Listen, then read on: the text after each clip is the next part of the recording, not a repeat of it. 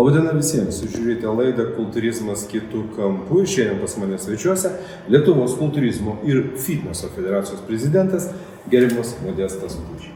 Gerbiamas Modestai, pradėkime nuo 2019 metų. Jūs išrinko federacijos prezidentu. Ką nuveikė?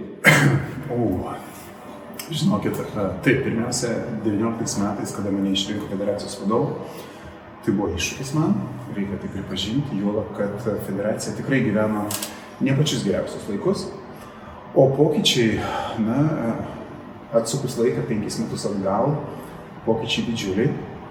Visų pirma, federacija praturtėjo, ta prasme, kad grįžta klubai, grįžta sportininkai, kas yra kertinis akmuo federacijai. Be sportininkų federacijos nėra, ir kaip aš vadinu, tik kaip pavadinimas, grįžta senoji gvardija, kuri, sakykime, ateina su savo patirtim, su savo sportininkais lygiai taip pat. Iš kitos pusės labai stipriai patvarkėm juridinę bazę. Sutvarkėm įstatus, šiek tiek juos pertvarkėm, patvirtinom reglamentus, patvirtinom taisyklės ir varžybų ir tam tikrus kitus juridinius dalykus, kurie buvo privaloma padaryti.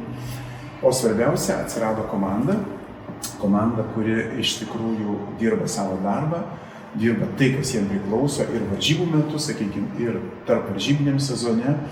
Ir dėl to man didelis malonumas dirbti ir tobulėti toliau ir eiti į priekį su visa federacija. Aš tikiu savo komandą. Tai dabar tos komandos, nežinot, po kiekvienų varžybų daug yra labai priekaištų būtent dėl teisėjavimo. Tai kas jūsų komandoje atsakingas už tą teisėjavimą ir ką mes galėsime rašyti tuos palinkėjimus, kas buvo gerai ir kas buvo juodą sąrašą. Jo. Taip, mūsų teisėjų kolegijos pirmininkė tai yra Armanda Donaitinė. Tada šįkart klausimas aukščiausias pasiekimas mūsų sporte. 3 vieta Europos čempionate fitneso kategorija. Na ir be abejo Arvydas Mickus, mūsų rinktinės treneris, kuris iš principo renka sportininkus, kurie vyks toliau jau tarptautinės varžybas ir į čempionatus. Tai vat, jeigu kas, šitie du žmonės. Tai iškis abudu iš A raidės ir galbūt juos abudu taginti ir sakyti, kas buvo gerai, kas buvo blogai. Taip. Gerai, komanda suburta, jūs vadovaujat federacijai. Kokios pasaulinės federacijos esate dalimi? Taip, Lietuvos kultūrizmo ir fitneso federacija priklauso NABA pasauliniai federacijai, tai yra mūsų pamatas, atspirties taškas ir šiais metais kaip tik NABA pasaulio federacija sutinka puikų jubiliejų, tai 75 metai. Tai yra pati vyriausia, seniausia federacija ir jinai įkurta 1950 metais ir pro ją, kaip aš vadinu, praėjo pačios didžiausios kultūrizmo žvaigždės, pradedant Steve'u Reevesu, Arnoldu Švarcnegeriu, Sergio Oliva ir visom kitom. Tai buvo jų startas. Ir kita federacija, su kuria mes taip pat galbūt šiek tiek mažiau bendradarbiaujam, tai su VFF, tai yra Pasaulio fitneso federacija. Tas pasaulinės žvaigždės palikime, mes tikrai visas pažįstame vieni iš mūsų sporto šakos pradininkų. Lietuvos sportininkai įsirašė auksinę raidėm į NABOS istoriją. Taip, pavyzdžiui, šiais metais mes turim tikrai puikų laimėjimą, tai yra Karolina Kubilienė, tapo NABA pasaulio čempionė bikinio kategorijoje, kuris vyko šiais metais Austrijoje. Be abejo, pernai metais negaliu nepaminėti Lietą Dagalytę, kuri kitoje kategorijoje taip pat tapo pasaulio čempionė. Turim vyrų, šiek tiek anksčiau, tai Gintaras Gorničenko, Paulius Isukaitis. Tai yra pavardės, nuo kurių mes galim eiti toliau į priekį, tai yra, istorija ir to pasakoje mes bandysim tobulėti, juolab, kad iš tikrųjų matom potencialą. Gerai, daug praėjo informacijos tokios užkulisiuose kalbose, kad sekantis metai, 2025 metai, kažkuo yra įdomus, kažkuo bus įsimintini, kažkokia bus atmintinė data ar kažką mes sveikinsim su gimtadieniu. Taip, iš karto galiu informuoti, kad, sakykime, kitų metų atviras Lietuvos kultūrizmo fitneso čempionatas vyks Gargžduose, gegužės 17 dieną.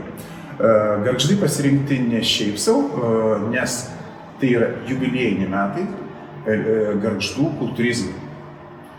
Sukanka 40 metų, puikus jubiliejus ir atsisakyti tokios šventės Gargžduose, tiesiog būtų nesuprantama, kvaila. Todėl iš tikrųjų naudodamasis progą noriu pasveikinti Aleksą Stankų ir Viktorą Kūrą, kurie tiesiog tose ištakose užaugo ir kaip tik dirba kartu su mumis. Tai labai labai džiugina. Tai aš taip suprantu, kitiem metam būtent jie ir turėtų pagrindą sudaryti ir sportininkų pasiruošime jūsų varžybose. Na, čia jau klausimas ne man, bet manau, kad Gargždiškių bus. Kitas mano pokalbis turėtų būti su gerbiamu Viktoru. Mes tada paklaustume, tai kiek iš Gargždų bus tokia data sportininkų. Gerai, viskas labai gražu, kai pasakot, kam atstovaujat, kad turime tiek daug čempionų, kad turite subūręs komandą, kviečiate visus dalyvauti. Atrodo, imk ir džiaugtis. Taip. Bet paskutiniu metu, kas liečia kultūrizmą kategorijų sportininkų, jų dėja. Nebent jūs man pasakysite, kad būtent jūsų federacijų yra tas, apie kurį mes galime pasakyti, stulbinantį masę.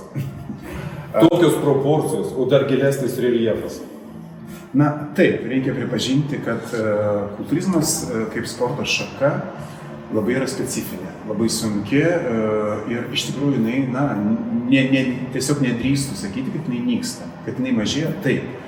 Bet jinai yra specifinė galbūt tuo, kad iš tikrųjų stiprų, kokybišką kultūristą užauginti, metų neužtenka, reikia 5 ir daugiau. Nes tai yra tikrai labai specifinė ir labai sunki sporto šaka. Bet mes iš tikrųjų jų turim ir, pavyzdžiui, tikrai žinau, kas ruošiasi jau kitų metų čempionatui, todėl tikrai nenoriu dabar sakyti tam tikrų pavardžių, bet manau, jūs jas pamatysit Gargžduose, bet be abejo, norėtųsi jų dar daugiau, bet, tai labai valingų žmonių, geležinių, kaip aš sakau, žmonių, kategorija, kurie iš tikrųjų turi labai daug paaukoti, kad, sakykime, pasiekti vienokį ir kitokį lygį. Ir tai tiesiog ne kiekvienam žmogui. Mes taip trumpai, iš tikrųjų, mes dar turėsim su jumis ne vieną susitikimą. Sakykime, šis pirmas toks susitikimas bus trumpas, kaip įžanginis. Taip. Žinot, artėja pačios didžiausios ir gražiausios šventės, tai Kalėdos ir naujieji metai. Taip. Jūsų palinkėjimas. Taip, sportininkam aš pirmiausia linkiu tikslo. Žinot, tikslas yra varomoji jėga ir kada yra užsibrėžtas tikslas, iš tikrųjų labai daug kliūčių tiesiog nueina į šalį savaime. Bet aš norėčiau palinkėti ypač sportininkų šeimų nariams. Nes pats praeityje buvau sportininkas ir puikiai žinau, kiek kantrybės ir sveikatos kainuoja, kada namuose ruošiasi sportininkas. Tai labai didelės kantrybės jums ir sveikatos. Be abejo, treneriams sėkmės, kuo geresnių auklėtinių laimėjimų, o žiūrovams be abejo, kuo geresnių akimirkų. Taigi, lauksim kitais metais Gargžduose. Ačiū Jums visiems. Šiandien pokalbėje buvo Lietuvos kultūrizmo ir fitneso federacijos prezidentas, gerbiamas Modestas Puišiai. Iki sekančių kartų su jumis buvo Gintaras. Iki!